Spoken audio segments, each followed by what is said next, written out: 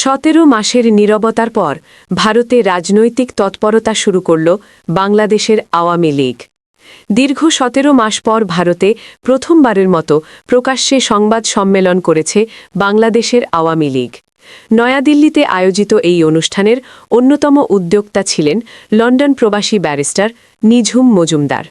সংবাদ সম্মেলনে দলের একাধিক শীর্ষ নেতা উপস্থিত থেকে বাংলাদেশের বর্তমান রাজনৈতিক পরিস্থিতি নিয়ে নিজেদের অবস্থান তুলে ধরেন। সংবাদ সম্মেলনে আওয়ামী লীগ নেতারা অভিযোগ করেন, ড. মুহাম্মদ ইউনূসের নেতৃত্বাধীন অন্তর্বর্তী সরকার আসন্ন জাতীয় নির্বাচনে দলটিকে বাইরে রাখার পরিকল্পিত উদ্যোগ নিচ্ছে। তাদের দাবি, এই সরকারের অধীনে সুষ্ঠু ও অংশগ্রহণমূলক নির্বাচন সম্ভব নয়।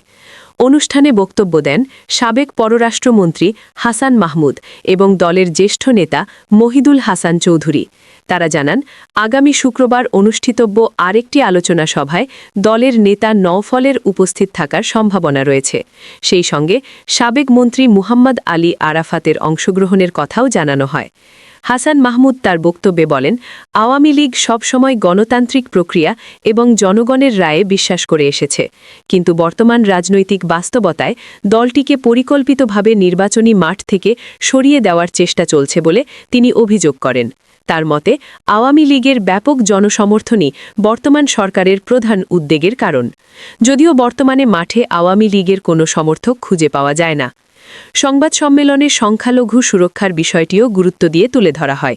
ময়মনসিংহে এক হিন্দু যুবকের হত্যাকাণ্ডের প্রসঙ্গ উল্লেখ করে নেতারা বলেন, অন্তর্বর্তী সরকার সংখ্যালঘু সুরক্ষায় ব্যর্থতার পরিচয় দিচ্ছে। এছাড়াও তারা দাবি করেন, আওয়ামী লীগ কর্মীদের বিরুদ্ধে সংঘটিত সহিংসতার ঘটনায় অভিযুক্তদের ক্ষতিপূরণ দেওয়া হয়েছে, যা দেশের আইনের শাসন নিয়ে নতুন করে প্রশ্ন তুলছে।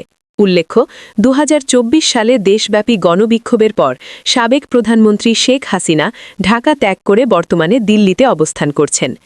একই বছরের প্রেক্ষাপটে নির্ধারিত সাধারণ নির্বাচনে আওয়ামী লীগকে নিষিদ্ধ করায় দলটি নির্বাচনে অংশ নিতে পারছে না।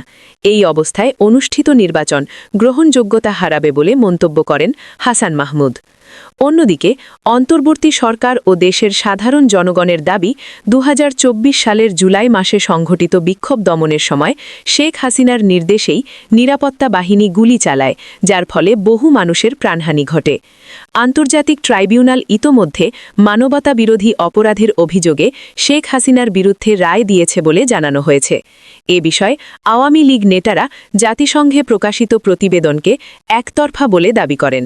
তাদের অভিযোগ, ওই প্রতিবেদনে আওয়ামী লীগের বক্তব্য উপেক্ষা করা হয়েছে। এ কারণে জাতিসংঘে আনুষ্ঠানিক আপত্তি জানানো হবে বলেও তারা জানান।